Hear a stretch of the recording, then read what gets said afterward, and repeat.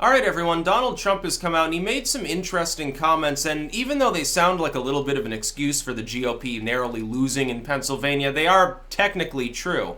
It is true, for example, that in the weeks leading up to the election, Saccone was behind in polling by a significant margin. Like we're talking outside of the margin of error. Like he should have come in 4 or 5 points behind Conor Lamb. He wasn't doing very well. It was basically going to be a Democratic blowout in an area Trump won by a large margin. After Trump showed up to rally in the waning days of the race, you then get this result, which is almost a perfect 50-50 split, less than 1,000 votes separating the two of them. It would be strange if Trump's visit to the area didn't have something to do with that, especially when I believe the region in which Trump visited went heavily for Saccone, and I believe had higher turnout as well than compared to the rest of the state. Now, it's true that Conor Lamb won, although on a recount, which probably will happen, could be the opposite. It could be Saccone by 5 votes. Then are you going to have a second recount? You're going to end up with like a Florida situation, like hanging chads and stuff. I mean, very carefully checking every ballot to make sure it's perfect. This one has to be thrown out. It's got fucking tomato stains. This person obviously had a meatball grinder beforehand because, this part's a little bit illegible. Looks like the tomato sauce and the acid has eaten away the ink just enough so we can't count the ballot. And then you'll have like a weird situation exactly like 2000 Florida. But Trump is technically right on that. But he's right on something else. And this is something that a lot of people aren't mentioning. Conor Lamb essentially ran as a conservative Democrat. He ran as someone who was trying to, in some cases, out-Republican the Republicans. That does actually matter, because the problem is, in a national race, you can't do that. A local race is influenced by all the other races and by the totality of the election going on in a midterm, and even more in like a general, like a 2020 or prior to 2016. Hard for a candidate to break with their party during such an election in any meaningful way. They might be able to do it sub-locally, but it's hard for them to do it even on a statewide level or on a congressional district level. It'd be very, very difficult. I can't see the Democrats replicating that kind of success, especially when Trump is going to pull out all stops, probably, in both funding and appearances that he makes in the midterms. He'll be more involved, I think, than in these special elections. The Republicans don't show as much concern about them. Conor Lamb ran as a pro-life, pro-Second Amendment, hey, I don't really like Nancy Pelosi Democrat. He ran as someone who's more, for that region, more of a business Democrat appeal, which makes sense why he would win. Now, do you think those beliefs are authentic, or that was just a campaign strategy? Probably just a campaign strategy. It's like if you've got a Democrat, they're running in a rural district in Mississippi or something. Do you honestly think that they're going to take up the Democratic Party line of, we've got to respect all other religions, we should have more like, Nasheeds in the White House? They're probably not going to say something like that. It's different. The demographics of a rural area, especially when the flyover state, Dixieland, a little bit different than like Hillary Clinton territory, like she alludes to. Oh yeah, the big cities all voted for me. I've got the coast because they're forward thinking. Well, yeah, they were dragged forward by the Obama recovery. Essentially, you insulted most of the nation. It's exactly why you lost, Miss Clinton, and that's exactly why the Democrats in this race picked a strategy of having Conor Lamb pretend to be more conservative than he was. Oh, no, I don't want to take guns. No, I don't really like shrill Nancy Pelosi. Haha, she's sort of crazy, am I right? Yeah, I'm still a Democrat, but you can vote for me, and I love Jesus. That's basically what they did. The Democrats have done this before. Clinton, himself. Bubba Bill used to do this. Hillary tried this. Pretending to be more religious when you're in an area that's more religious, tailoring your message more locally or on a state level. Now, for her, it didn't come off as well, and Clinton did it. People didn't see through it. They didn't realize that he was just shilling them and that he actually didn't really have those beliefs. With Hillary Clinton, people realized, now that we're in the social media era, they realized she was just shilling. She didn't actually care about hot sauce in her purse.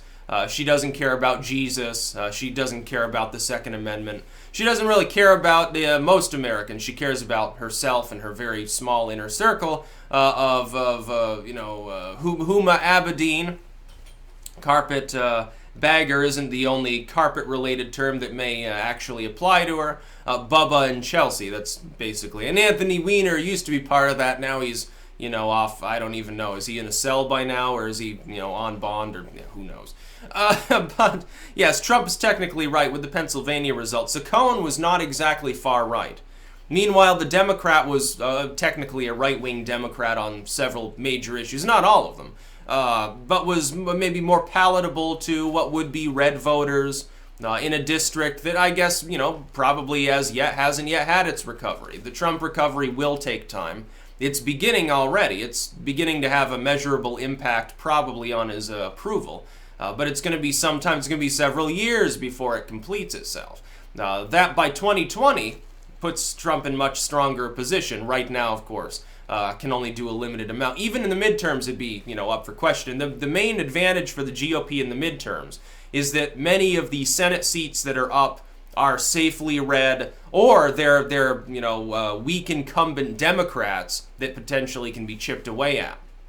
That's really why the GOP should take some solace. And of course, this was a different story. This is a special election, not the midterms that are taking place on a national level. Look, most people in the nation who otherwise would have been, shit posting and memeing about the election, I'm going to do that for one little special election in Pennsylvania, even if the media declares it a bellwether because they realize Connor Lamb has an advantage, which is the only reason they did that. Look, if they thought Saccone had a point or two advantage, they wouldn't have called it a bellwether of midterms, a bellwether of politics today. They wouldn't have done that. It's quite clear who they're rooting for.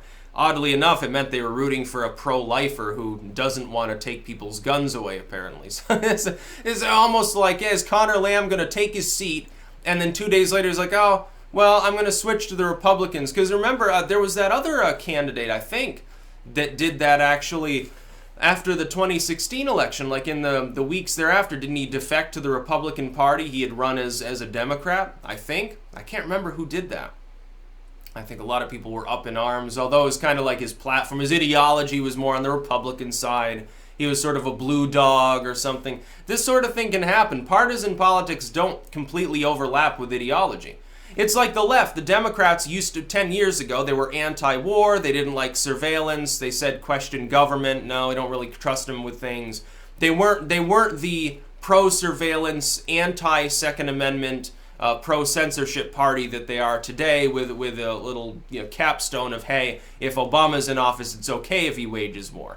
That's what they've turned into. They've really destroyed themselves as an ideological movement and become just a bunch of partisans. It's sort of been laid bare. The problem is, in the modern day and age, it's not the same. Before, you could morph a party over time, people wouldn't really notice because everything was just cable or newsprint based or radio or something.